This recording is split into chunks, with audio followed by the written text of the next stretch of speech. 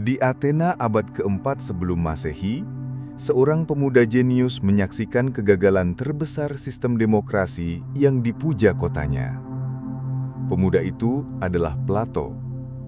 Sang guru yang ia cintai, Socrates, dihukum mati dengan racun oleh pengadilan Athena yang didorong oleh amarah massa dan politik populisme.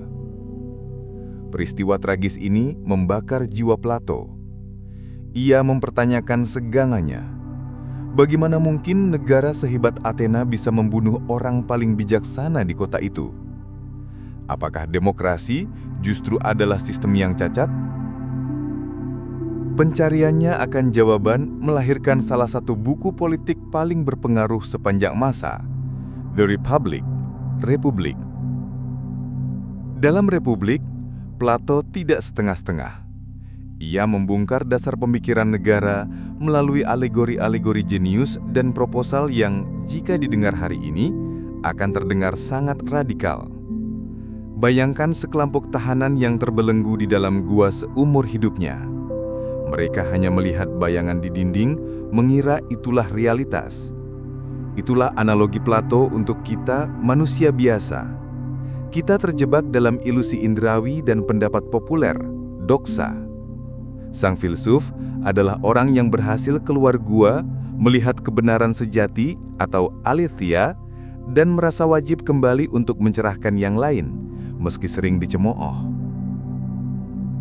Bagi Plato, jiwa manusia dan negara itu paralel. Keduanya harus dipimpin oleh akal atau rasio, logistikon.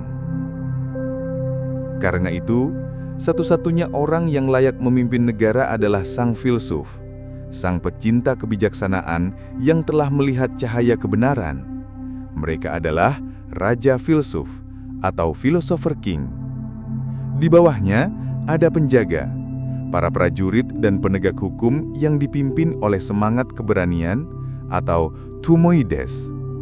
Dan paling dasar ada produsen, para rakyat jelata seperti petani, pedagang dan seniman yang dipimpin oleh hasrat atau epitimetikon. Keadilan tercapai ketika setiap bagian menjalankan fungsinya dengan harmonis.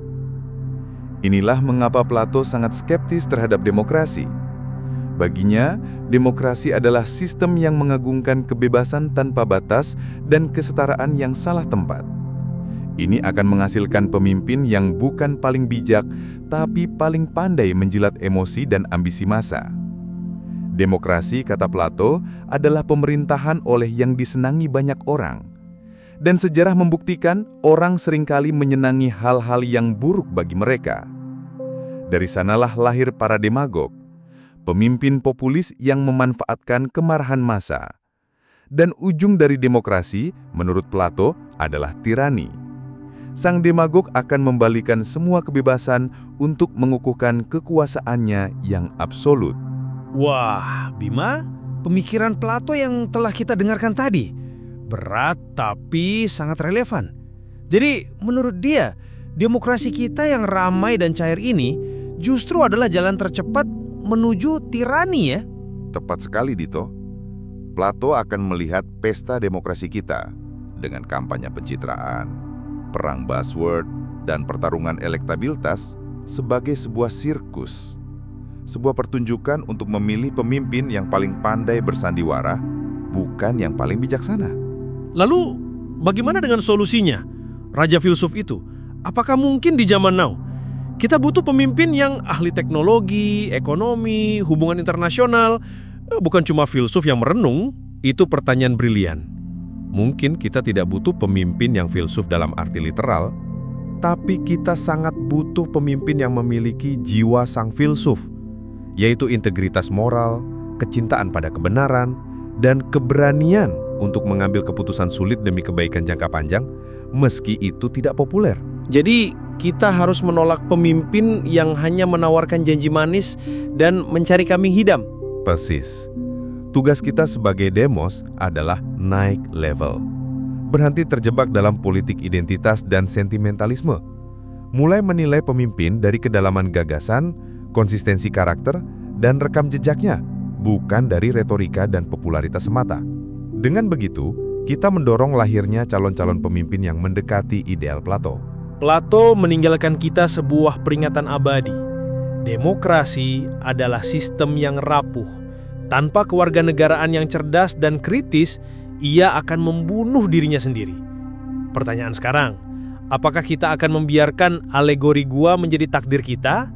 Atau kita akan memilih untuk keluar, melihat kebenaran, dan menuntut pemimpin yang bukan sekedar populer, tetapi benar-benar bijaksana? Bagaimana pendapat Anda?